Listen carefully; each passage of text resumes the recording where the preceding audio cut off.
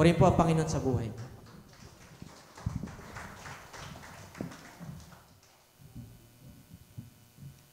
Magandang umaga po sa ating lahat. Meron lang po akong request sa ating lahat. No? Ngayon na alam naman po natin yung mga nangyayari sa paligid po natin. Ano? Alam natin na magdiriwang na tayo ng Kapaskuhan pero meron pong kasabay po na gera na nangyayari po sa Israel at Hamas po. So gusto ko munang i-take po natin yung chance na ito para mag-pray po tayo. Panalangin po natin yung mga hinirang ng Diyos sa Israel, ang bayang Israel. Ipanalangin din po natin yung mga inosenteng buhay na sa paligid ng gera na to. Panalangin din po natin yung mga kababayan po natin na stranded po dun sa bayang Israel. Sige po, tayo manahimik sandali at panalangin po natin sila.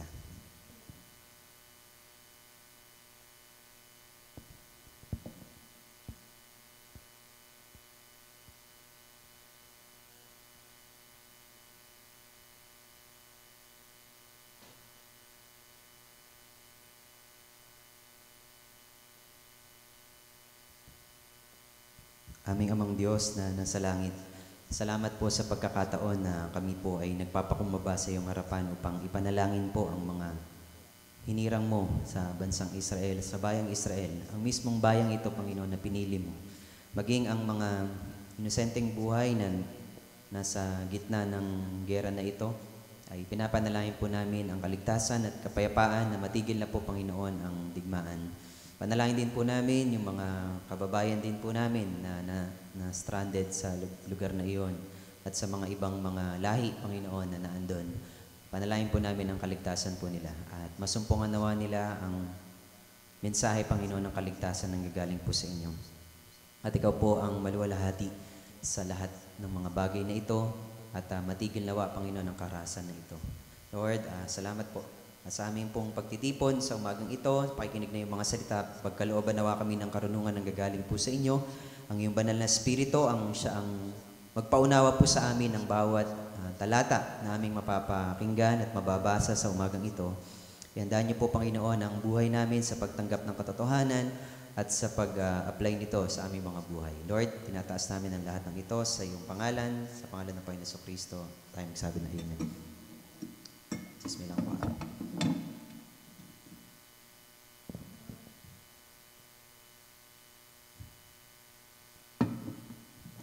Okay, sa umaga pong ito ay magbukas po tayo ng bagong topic. Ilang buwan na lang po bago ang Pasko. Ilang days na lang ba? Hindi niya na binibilang, no? Kasi dami niya na kasing atraso. Ang atin pong tema sa buwan po ng November ay pagharap sa mga kaganapan sa kasaysayan ng ating mundo. Ang ating pong title sa umagang ito sa ating tatalakayin ay mga panahong mapanganib. Mga panahong mapanganib. Natatagpuan po natin ang teksto natin sa Mateo chapter 24, 15 to 28. Meron po akong ilan na mga slides na ni-ready kasi medyo ang atin pong pag-aaralan ngayon ay nasa isang teksto pero may certain topic na tinatalakay dito. 3 punto lamang po yung ating pag-aaralan sa umagang ito. Ayan po, yung mga panahong mapanganib, yan po yung ating title at yung main theme natin for November, yung sa mga susunod na linggo, ayan, pagharap sa mga kaganapan sa kasaysayan ng mundo. Okay, 3 punto lamang po ang atin pong tatalakayin sa umagang ito. At ito ay patungkol sa panganib. No, whenever na merong panganib po sa ating paligid, nakakita po tayo ng mga senyales. Tama po ba? Sa mga daan, no, pag may nakita tayong mga sign, so nagpapakita siya ng information, nagpapakita ng mga pag-iingat, yan, message, merong pinapatukuyan na pag-iingat para sa atin. Dito po sa San Guillermo, ano pong sign yung nababasa niyo po dyan? Ano po? Flood area, no, dito. So yan, may babala din dyan. So yung NDRRMC, ano yung sinasabi nila? Pag merong lindol, merong bagyo, ay high-tech na ngayon yung munisipyo no? Pati yung smog, no, nadedetect na rin, no? Yung air, yung tawag dito, yung health ng hangin, yan. Merong mga alerts. So dapat tayo, naka-alerta tayo kasi walang pasok. Ayun, Para tayo ay mag-ingat, na tayong lahat ng mga nasa labas ay mag-ingat. So, ito pong ating tatalakayin ngayong umaga is sa mga paalala, so mga sign, mga early sign na binibigay sa atin ng Panginoon upang tayo po ay makapaghanda. Ang una pong punto po natin sa umagang ito, yung tinatawag dito sa verse na sinabi natin sa verse 15, unang verse pa lang. Yun po yung kasuklam-suklam na kalapastanganan. So sa English po yan, ang pag-aaralan po natin yung abomination of desolation. So pag sinabi po bang kasuklam-suklam na kalapastanganan o abomination of desolation, anong ibig sabihin po nito? Yan. Ano ang abomination of desolation o kasuklam-suklam na kalapastanganan? Ano sinasabi dito? Alam niyo po, ang Panginoong Hesus ay sinabi niya yung pagdating ng kasuklam-suklam na kalapastanganan. Dito po yan, ang pinagbasihan niya dito yung Daniel chapter 9 verse 27. Kung inote niyo po tapos basahin niyo sa inyong mga tahanan, ay inulit to sa Matthew 24:15-17. Ang sabi doon ay, unawain ninyo itong mabuti kapag nakita ninyong nagaganap na sa dakong banal ang kasuklam-suklam na kalapastangan ng tinutukoy ni Propeta Daniel. Sa verse 16 nung ang mga nasa Judea ay dapat tumakas papunta sa kabundukan. So, sa English, yung kasuklam-suklam na kalapastanganan ay abomination of desolation. Konting pag-aaral lang po muna. So, feed po na natin yung information, yung ating mga isipan para makasabay po tayo sa tekstong ating pag-aaralan. Ang abomination ay, ibig sabihin po nito sa English yan, sabihin po natin, something that causes disgust or hatred. O sa Tagalog, nagdudulot ng pagkamuhi. Ito daw po yung mga senyales na pagdating ng Panginoon Jesucristo, ang muling pagbabalik. No? At ang desolation naman is a state of complete emptiness or destruction o pagkasira. So sa mga panahong ito, so ano ba yung mga nangyayari ngayon? Medyo nakaka-relate po ba tayo? Medyo nalalapit na yung katapusan ng mundo, yung pagbabalik ng Panginoon Jesucristo, yung pagkagunaw ng templo. So yung abomination, yung nagdudulot ng pagkamuhi. Sa paligid po ba natin, napapansin natin na marami na ang namumuhi ngayon? Yung pagkasira kaya ng templo, malapit na. Kasi may mga message na pinapaulan sa Israel. Pero hindi pa naman nasisira ang templo. No? So dito, ang sinasabi dito ng Panginoon Jesucristo, nagbibigay ng babala na may bagay o tao na tatayo sa templo balang araw. No? It's either a thing or a person na tatayo sa temple ng Israel. Someday. Kapag nangyari ang mga katatakotang ito, yung mga bagay na tinutukoy sa abomination of desolation, ang mga tao sa Judea ay, ang sabi doon, wala nang patumpik-tumpik na dapat tumakas papunta sa kabundukan. Kasi mahirap daw talaga yung panahon na ito. Ano ba yung mga tinutukoy ng Panginoon Jesucristo sa aklat ni Daniel? So, pagbasehan natin dito, yung sinasabi ni Propeta Daniel tungkol sa abomination of desolation. 3 mga talata po. Kung ino-notes niyo po ay Daniel chapter 9 verse 27. Nabanggit po yung mga salita na ito sa Daniel chapter 9 verse 27. Hayaan niyo pong basahin ko para sa inyo. Ang haring ito ay gagawa ng isang matibay na kasunduan sa maraming tao sa loob ng isang linggo. Pagkaraan ng kalahating linggo, papatigilin niya ang paghahandog, ilalagay niya sa itaas ng templo ang kasuklam-suklam na kalapastanganan. Mananatili ito roon hanggang sa wakasan ng Diyos ang naglagay nito. Di ba? Nabagin dyan. Dito naman sa Daniel chapter 11 verse 31. Binanggit din po dito sa aklat ni Daniel. Magpapadala siya ng mga hukbong sandatahan upang lapastanganin ang templo. Ipapatigil niya ang araw-araw na paghahandog at ipapalit ang kasuklam na kalapastanganan. Pangalawang verse. Pangatlong verse po sa Book of Daniel, Daniel chapter 12 verse 11, ang sabi po doon, lilipas ang 1,270 araw mula sa panahon na papatigilin ng araw-araw na paghahandog at ilalagay ang kasuklam-suklam. So napansin niyo po, ito yung mga talata na tinutukoy sa propeta ni Propeta Daniel. Old Testament pa po ito, no? Tapos pinikap po ito ng Panginoon Jesucristo sa New Testament, sa Matthew chapter 15. Ito yung binabasa po natin. Chapter 24 verses 15 hanggang 16, sabi po doon. At sabi naman sa Daniel chapter 9:27, ang mga salitang ginagamit sa mga talata na abomination of desolation ay isang bagay, no? Sa ibang salin naman, ang abomination nagpapahiwatig na isa itong tao. Pero sa Daniel chapter 9:27 nga, ilalagay niya sa itaas ng templo ang kasuklam-suklam na kalapastanganan. So, ibig sabihin po nito, ang pinapahiwatig po ni Propeta Daniel ay either man ito ay thing or a person, pero meron siyang mga guidelines na binigay dito. Meron mga 5. Ano yung sinabi dito sa 5 na mga bagay? Yan, may tagapamahala sa hinaharap na gagawa ng kasunduan sa lahi ng Israel. So, yan yung dapat po nating bantayan sa muling pagbabalik ng Panginoon Kristo. Una, may tagapamahala sa hinaharap. Ibig sabihin, hindi pa nangyayari. Gagawa ng kasunduan sa lahi ng Israel. Magkakaroon ng kasunduan. Pangalawa po, sabi po dito, ang mga tuntunin ng kasunduan na ito ay aabot ng 1 linggo. So, sa mga pag-aaral po, maaaring ang kahulugan nito ay 7 taon. Yung 1 linggo na yan.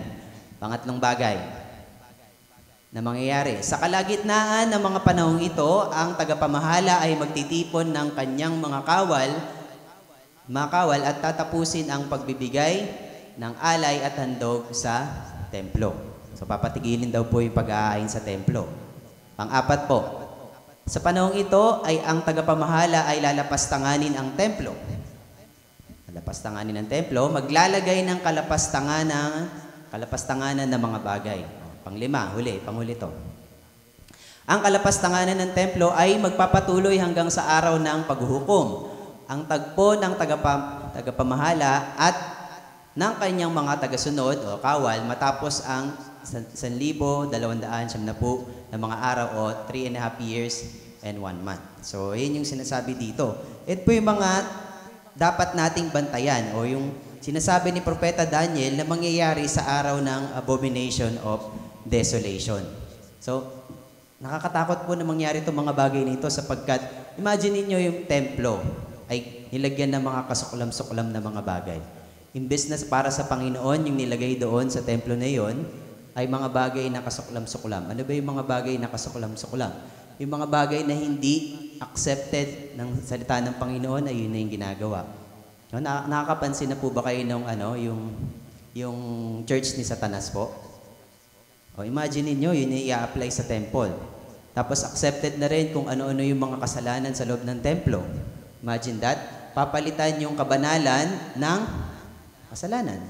So ito po yung mangyayari. Mga hudyat ng pagdating ng araw ng abomination of desolation. Meron po kasing dalawang view dito, mga kapatid.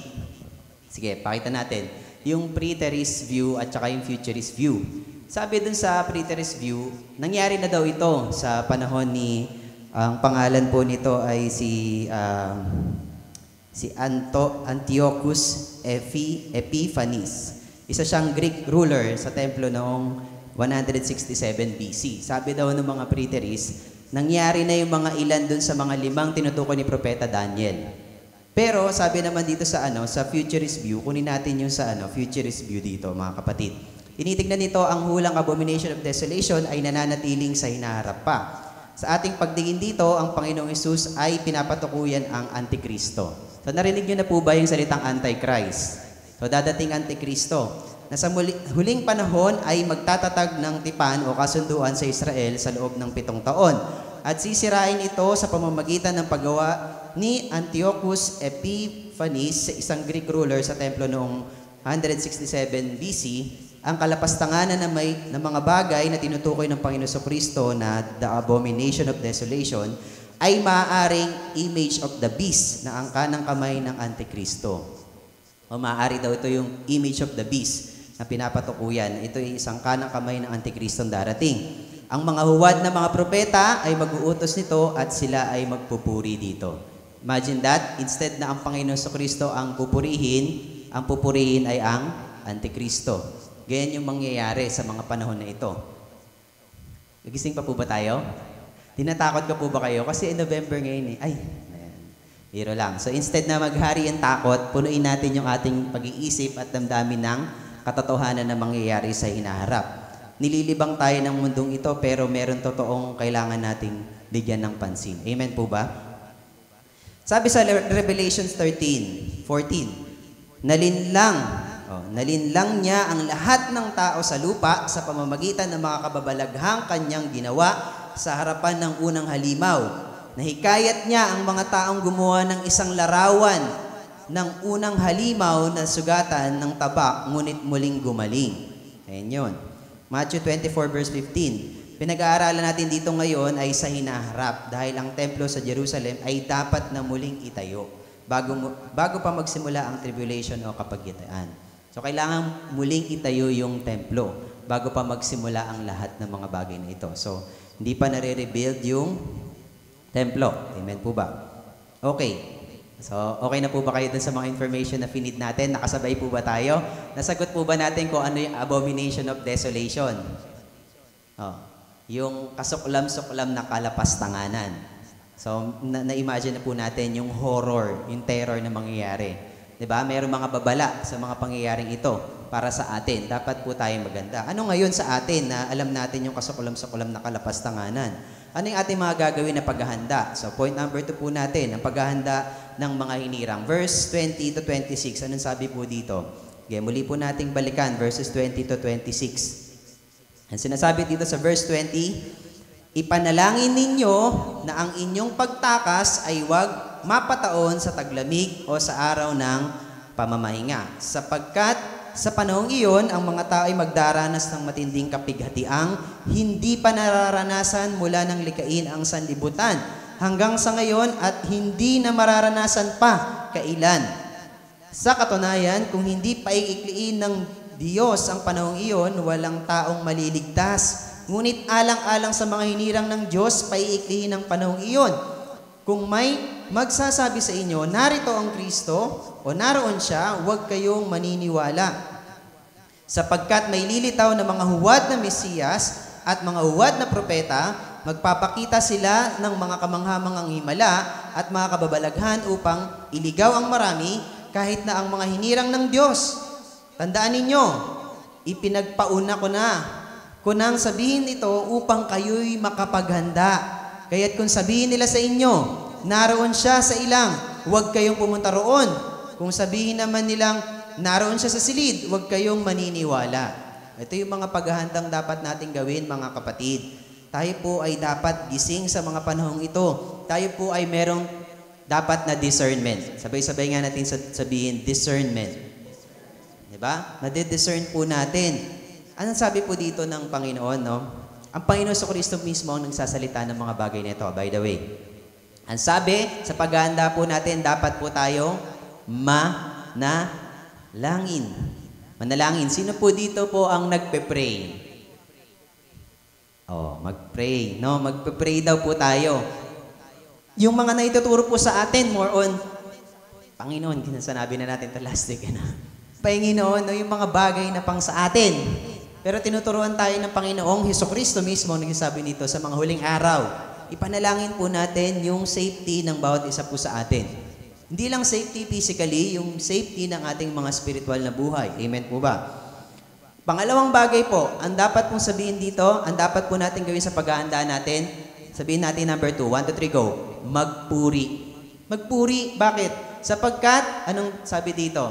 Dahil ito ay pinaikli dahil sa mga hinirang ng Diyos. Pinaikli yung panahon, o dapat pala mas mahaba pa yung panahon. Pero dahil sa mga hinirang ng Diyos, tasan kami mga hinirang ng Diyos. Amen. Dahil sa ating lahat ng mga hinirang ng Diyos, ay pinaikli yung araw na ito. O kailangan nating magpuri. Dapat pala tayong magpasalamat sa Panginoon. No? Hindi dahil sa ano. Tingnan mo nga yung katabi mo. Ano itsura niya? Mukha bang special? Parang may special treatment no? Pero ano bang nakikita ng Panginoon sa mga katabi mo? Ang Panginoong Jesus, amen? Hindi dahil sa special lang ating mga itsura, yung panlabas nating anyo, hindi porke tayo ay maganda yung ugali ni Brother Jim, no? Hindi dahil doon. Hindi dahil sa galing natin, kundi dahil sa galing ni San Gauden. Joke lang po. Sa galing ng Panginoon Kristo sa ating buhay. Yun yung nakikita niya. Yung sa ating mga hinirang ng Diyos ay pinaikli itong araw na ito. Kailangan natin magpuri dito. Amen. Hallelujah. Pangatlo, ang dapat natin gawin, mag-ingat sa mga huwad na Mesiyas at mga huwad na mga propeta. Mag-ingat tayo sa mga taong ito. Ililigaw tayo ng mga taong ito. Okay lang yung recent na mga na balita. Sino nga yun? Si Senior Aguila? Yung mga naloko? San bang probinsya yon? Davao ba yun? Surigao? Surigao, salamat po sa information. Sa Surigao, imagine that. Yung mga professional na yun, ha? Sino dito mga professional? Pwede pa palang maloko? Hello? Naloko na. Yung mga professional, naloko. Anong ginawa ng mga professional? Nag-resign sila. Anong ginawa? Binenta yung mga ari-arian nila. Naniwala sila dun sa tao na yun. Dating sumasayaw-sayaw lang yun no? TikTok lang siya Naloko niya yung mga professional. Shout out sa mga professional, pwede pa palang maloko. Diba? Kahit mga nakapag-aral, naloko. Naloko na talaga. Mga huwad na Mesiyas, nagsasabi na sila ang Kristo. Nagsasabi na sila ang nakakalam ng huling araw. Makailang ulit na hinula yung pagbalik ng Panginoon sa Kristo. Diba? Naririnig natin yung kwento ni Pastor Ding sa kapanahunan niya Diba? Nagtipon daw sa Luneta yung mga tao. Year, ano ba yun? 2000 ba yun? Something date na yun. Dumating ba ang Panginoon sa Kristo? Hindi. Hindi dumating. No? Maraming huwad na mga propeta magsasabi na ito na, ang huling araw, ito na ang pagbabalik ng Panginoon sa Kristo. Ililigaw. Maging ang mga mananampalataya ay naliligaw din. Nakukuha po natin ibig sabihin. Yung nakakaalam na ng katotohanan ay pwede din ba maligaw? So, ang dapat natin ditong gawin sa paghahanda po natin ay magbasa, Amen? Magbasa at magkabisa ng Biblia. Amen? Amen. Magbasa at magkabisa ng Biblia. Amen? Sa China po, alam niyo po ba, walang Bible. Alam niyo po ba sa China, yung mga Christian doon, nananampalataya sa Panginoon sa Kristo, wala pong Bible. Paano nangyari yun? Wala silang Bible, tapos nag-worship sila kay Lord.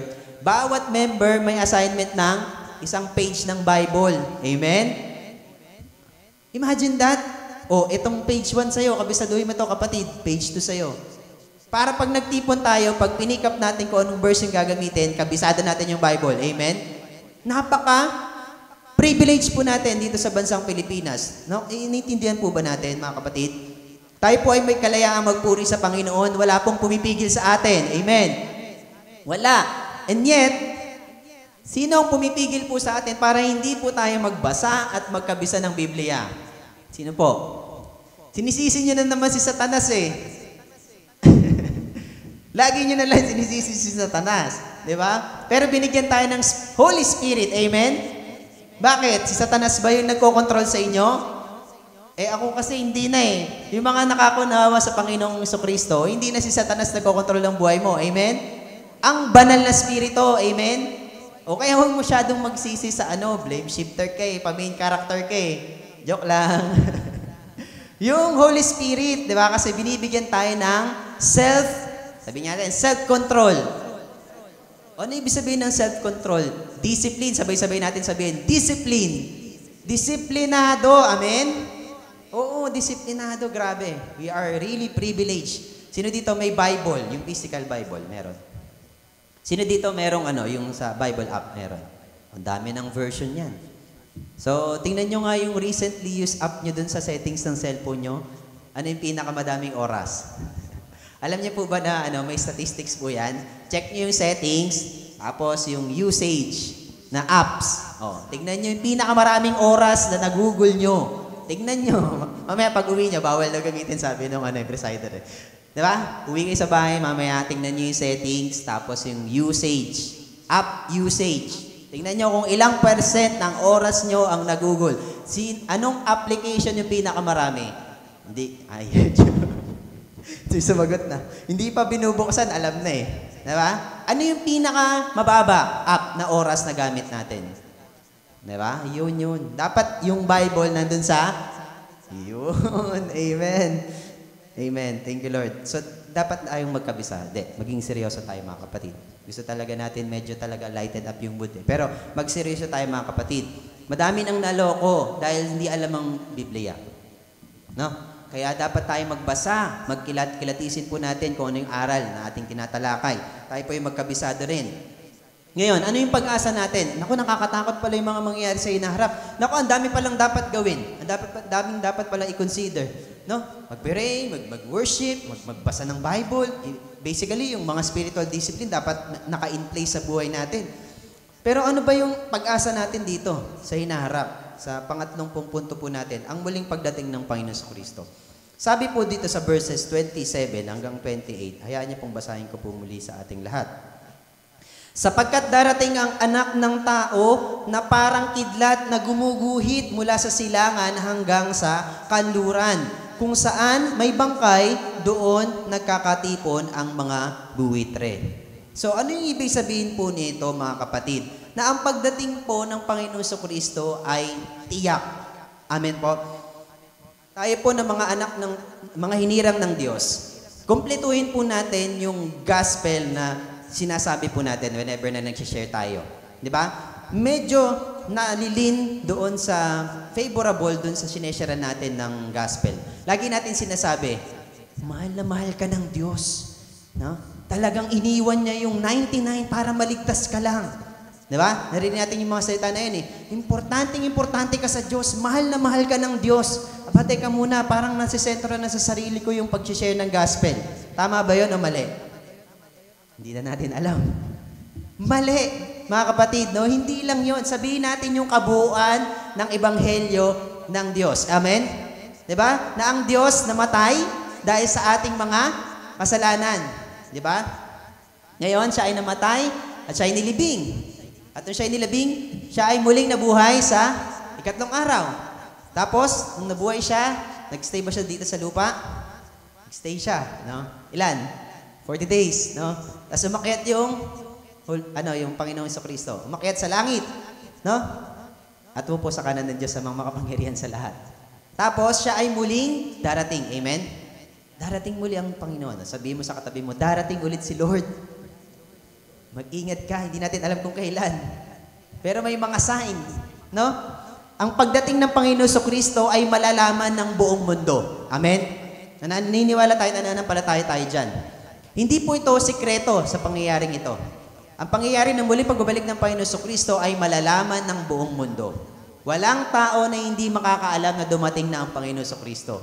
Walang may mga special. Kaya yung mga special na sinasabihan ng, ito sinabi ko na ito last Sunday eh, naiinis tayo dito eh. Sinabi sa akin ni Lord, darating siya. Ha? Bakit sinabi sa ng Lord? Hindi namin alam. Dapat alam ng buong mundo yung pagdating niya. Amen? Hindi yun sikreto. Special ka, ikaw lang sinabihan. O, magtigil tayo ha. Huwag tayong, pa-main character ka na naman. Hindi ka yung main character. Sino main character? Si Jesus Christ. Amen? Amen? O, hindi ako yun. Sabihin niya natin, hindi ako ang main character. I-set aside natin, nakikita natin pag nanonood tayo, di ba? Yung bida hindi lagi namamatay. Main character kasi eh. Hindi tayo yon, no? Pagdating sa Biblia, pag tinitignan natin, di ba? We see the Bible through the lens of the gospel. That Jesus is the main character. Amen? Set aside natin yung mga sarili natin. At si Lord dapat ang nakikita. Makikita ito ng lahat ng tao sa sanlibutan. Meron tayong pag-asa. No, muli siyang darating, no? Ililigtas niya tayo. Bagaman tayo maghihirap for some time, mararanasan po natin yung abomination of desolation dito sa lupa, ay darating ang Panginoon sa Kristo. So ngayon, tungkulin natin mga hinirang ng Panginoong Hesus na ipaalam sa buong mundo ang tungkol sa kaligtasan na ibinibigay niya sa atin. Nabanggit po dito yung salitang hinirang ng Panginoon. Bagamat ang Diyos natin ay may hinirang na sa simula pa, ay hindi pa rin natin malalaman kung sino ang mga hinirang. Tama po? Hindi natin alam kung sino. Pero ang tanging tungkulin po natin na binigay sa atin ng Panginoon sa Kristo ay ipaalam, ipakalat, ibahagi ang mabuting balita na tinanggap natin sa Kanya. Amen? Yan po ang tungkulin natin bilang mga anak ng Panginoon. Ang mga hinirang. Tanong, sino pa sa mga kapamilya po natin, kaibigan, kakilala, kamag-anak, maging ang mga hindi natin kakilala, ang hindi pa nakakarinig ng mabuting balita, no, mga kapatid, sila ang mission natin. Amen? Ang iglesyang ito, sila ang mission po natin. Kamakailan lang po, nagtipon po yung mga kabataan, nagbigay po sila ng flyers. At tinanong ko po sila, madali po ba ang magbigay ng flyers? Yung babasahin patungkol sa Word of God, sa mabuting balita. Madali po ba? Ang sabi po nila, hindi. Nagbigay pa lang yun. No? O kailangan nating sanayin yung ating mukha na, sino dito ang manipis sa mukha? Sana all. Ano ang skincare routine mo? So dapat nating pakapalin yung mukha natin. Amen. Tingnan mo nga yung katabi mo, mukha na bang makapal ng mukha? Hindi makapal ng mukha sa mga bagay na masama. Makapal ng mukha natin sa pagbabagay ng mabuting balita. Amen? Kasi meron tatanggi. Sino ang tinanggihan? Ikaw o si Lord? Huwag kang kabahan. Ang Lord ay nasa iyo. Yung nagbibigay pala, ang hirap pala nito, no? Kasi may talagang gumaganon eh. May nakita akong picture, may gumanon eh. Nakita niyo ba yun? Check nyo kasi, puro ibang page yung pinapanood nyo eh. Mag-check kayo sa Cornerstone Christian Community page. Official natin yun. Diba? May tumanggi talaga yung ayaw talaga niya. Nakunan, may ebidensya. So, meron tatanggi talaga, no? Pero kailangan nating sanayin. In conclusion, dito na po tayo magtatapos, no? Mga kapatid. No? May mga, tawag dito, may mga nakikita tayong senyales ng katuparan ng mga inihula ng ating Panginoong Jesus sa ating panahon ngayon. Meron na, di ba? Evident na ngayon. No? Marami na ang naliligaw sa pananampalataya. Meron na mga bagong katuruan na ini-establish dito sa mundong ito. Marami nang hindi mali noon ay tama na sa paningin ngayon. Pero hindi nangangahulugan yung mga mali, no, sa kanilang mga tama sa kanilang paningin ay ay nananatiling tama sa Panginoon. Mali pa rin 'yon. Yung mga mali ay nananatiling mali sa paningin ng Panginoon. Ang Panginoong Hesus sa ating panahon ngayon ay binibigyan po tayo ng sense of urgency, no? Urgency. Urgent na.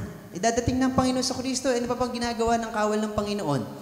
Diba? It's either you are in the force of nung ating kaaway or you are in the force of our Lord.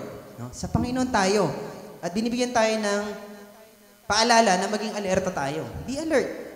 Be alert sa ating mga discipleship. No? Attend tayong discipleship. Amen? Be alert. Kasi di tayo nag-aaral eh. Be alert sa ating pag-evangelize. Amen? Maging alert tayo sa sinasabi ng banal na spirito na mag-share po tayo ng gospel. Diba? Huwag po nating hayaan na lumipas ang isang linggo na wala po tayo nabahaginan ng mabuting balita. Amen po ba? Diba? Sa ating mga patotoo, sa ating mga ginagawa, mga pinopost po natin sa social media po natin, mag-share po tayo. Yung pag-abot po natin is magandang practice. Sabi ko nga po sa mga kabataan, baka pwede natin itong hindi lang once a year. Amen po ba? Yung pagbibigay natin ng tracts, dapat hindi lang sa youth ministry. Amen? Dapat sa bawat ministry, amen? Hindi lang dapat once a year. Kaya ba natin to twice a year muna next year, amen?